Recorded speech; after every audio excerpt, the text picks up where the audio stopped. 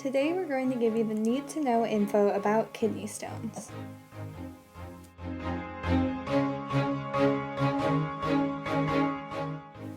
So what are kidney stones? According to the Mayo Clinic staff, the medical term for kidney stones is renal lithiasis or nephrolithiasis. Kidney stones are small mineral deposits that can form in the kidney as a result of buildup of mineral acid salts. Also, according to the Mayo Clinic, kidney stones are calcium stones, usually in the form of calcium oxalate. This oxalate is located in your liver. High intakes of specific vitamins such as vitamin D, which is found in milk, can spike these levels in your urine.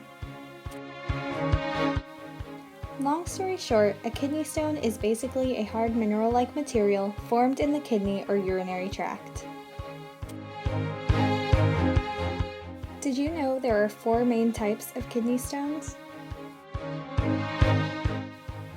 Calcium stones are the most common types of kidney stones. They occur in forms known as calcium oxalate and calcium phosphate. They are caused by a high pH level in the urine.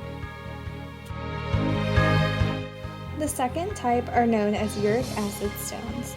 These stones form when ingesting the chemical purine, which is found in many meats and fish.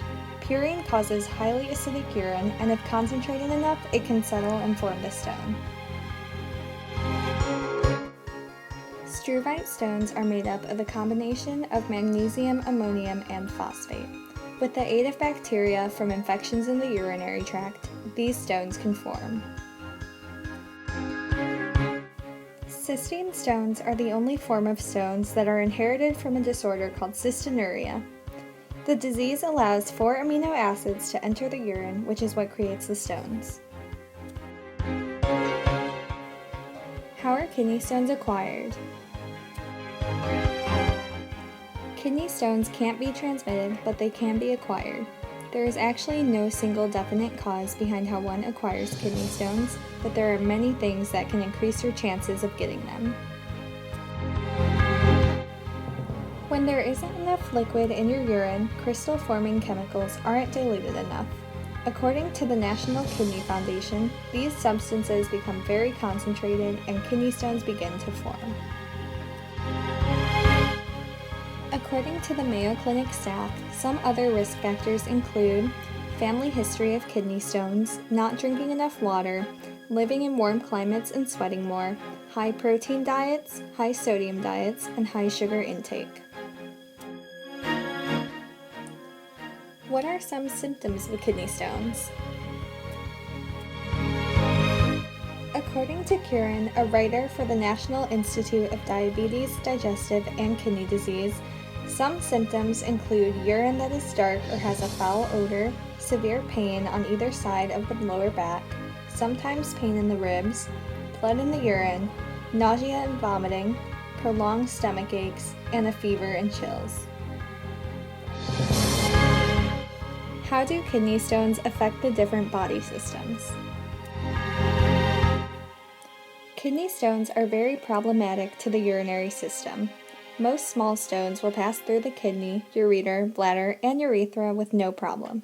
On the other hand, large stones can cause severe problems. They can get large enough to irritate the lining of the kidney or ureters, which causes blood in the urine. Larger stones can also block the path of urine exiting the body, which can be very painful.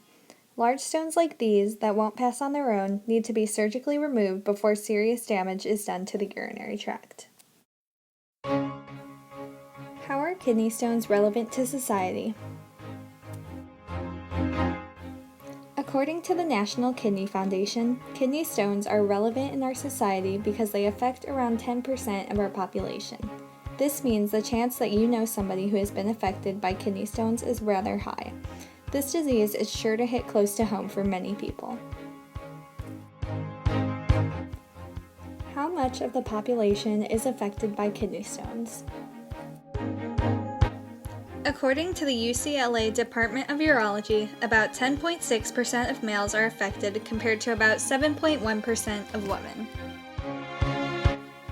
About 11.2% of overweight males are affected compared to about 6.1% of those who are fit.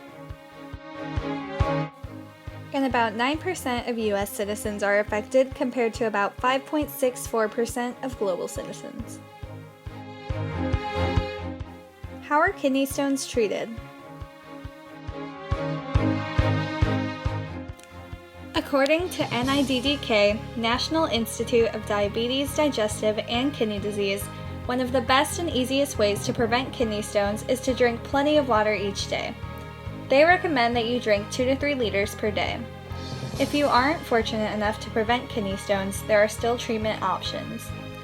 Smaller kidney stones can be passed through urination, but in the case of larger kidney stones, doctors can try to break up the stones with ultrasonic waves so they are easier to pass, or they may be removed surgically.